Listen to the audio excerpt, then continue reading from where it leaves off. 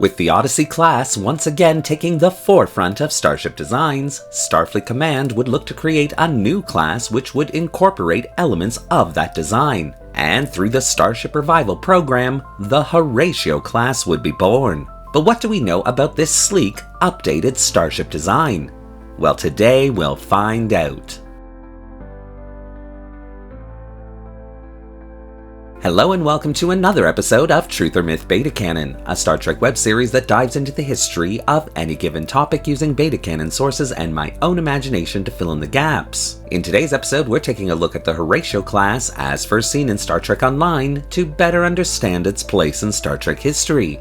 Please note, as many of you know, I love Star Trek Online. The problem, however, is that recent canon has made several aspects of that beta canon source completely invalid. So when approaching designs from that awesome and fun game to play, I have to rewrite the design history to fit in with canon, while at the same time trying to keep the original spirit and as much of the information behind the class as I possibly can.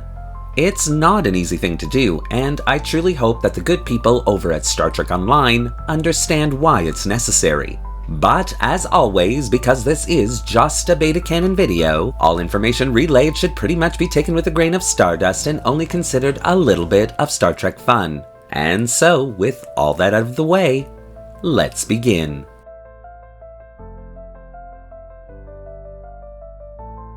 By the 2420s, the Starship Revival program was not only paying dividends, but was truly thriving. The latter part of the 24th century had done a number on Starfleet Command and its available resources. The battles of Wolf 359 and Sector 001, the Dominion War, and the Battle of Gamma Serpentis had all played a role in this serious lack of resources. But the true nail in the space coffin came with the synth attack of 2385.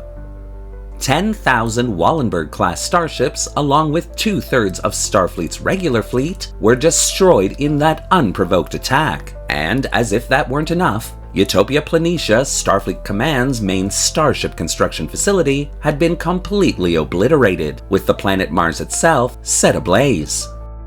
As a result, it would take over a decade before Starfleet Command would once again be able to resume normal operations. In order to replace its fleet, Starfleet Command would engineer and construct the Inquiry class, a top-of-the-line starship design, which itself was easy to build thanks to its advanced modular features. By the end of the 24th century, Starfleet Command would once again begin normal starship construction operations, utilizing technological advancements acquired from the Borg Reclamation Project, and the citizens of the Federation rejoiced that the hardships of that era were finally over, but that wasn't exactly the truth. Resources were still very tight for Starfleet, and in order to overcome that obstacle, they had ingeniously come up with what was known as the Starship Revival program. Put simply, Starfleet Command would construct several new starship designs based on the starship designs of old. What wasn't public knowledge at the time, however, was that the starships were actually being constructed from the various dead hulks that had been decommissioned in the 23rd and 24th centuries. Starfleet had always been quite wasteful when it came to decommissioning older starships. Instead of completely deconstructing a starship and removing all of its components, many times fleets of starships would simply be flown into a decommission yard, having a few main components removed and then completely forgotten about.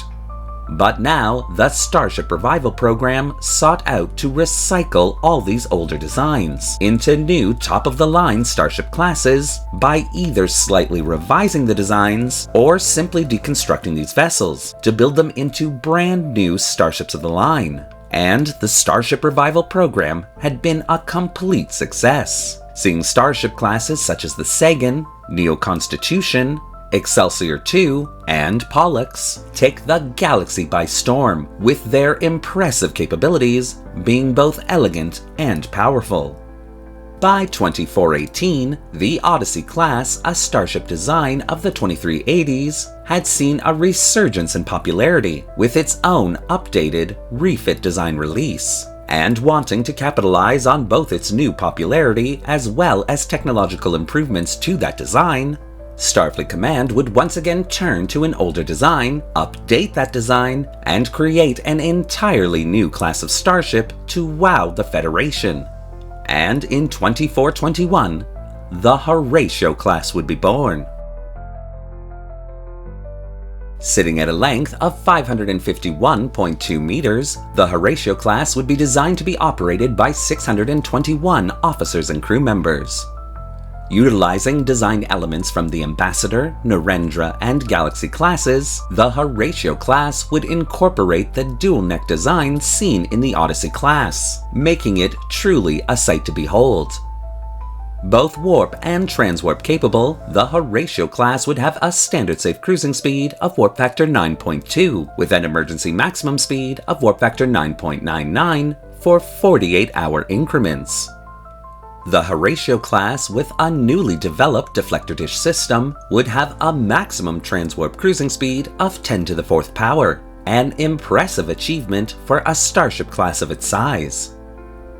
Tactically, the Horatio Class would be well armed, containing a wide array of weaponry, including an uprated phaser emitter array system, as well as both forward and aft torpedo launching systems capable of firing photon, quantum, and even transphasic torpedoes.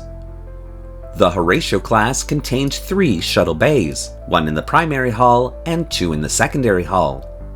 Though the secondary hull bays were indeed a through-style shuttle bay, the forward-facing bay doors were actually quite smaller compared to its aft counterpart.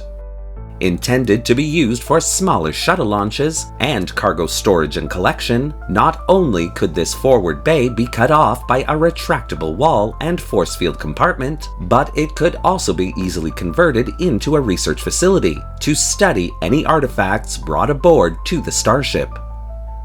The shakedown crews of the USS Horatio would see only necessary adjustments made to its equipment, generally performing as expected in all of its tests.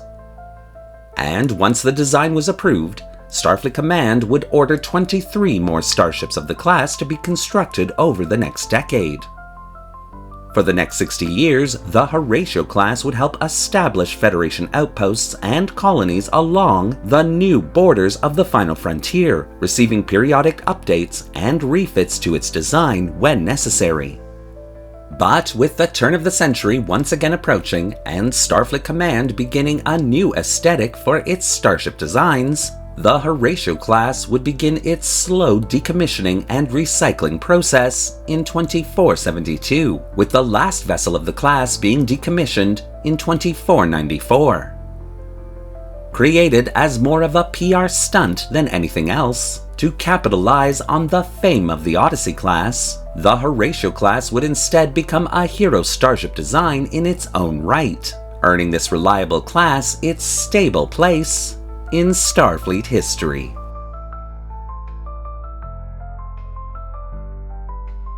Thank you for watching today's episode of Truth or Myth Beta Canon. What do you think of the Horatio Class and the historical narrative that I've created here? Do you want to see more videos like this one? Well, leave your comments in the section below, and don't forget to like the video and subscribe to the channel, hitting that little bell icon so you won't miss a single video we release. Want to help the channel recycle old starship designs into brand new starships of the line? Then consider becoming a channel member subscriber or a channel patron, both a major help that allows this channel to purchase resources and 3D models to keep it going. The link to both memberships is in the description below. Thanks again for watching, live long, and prosper.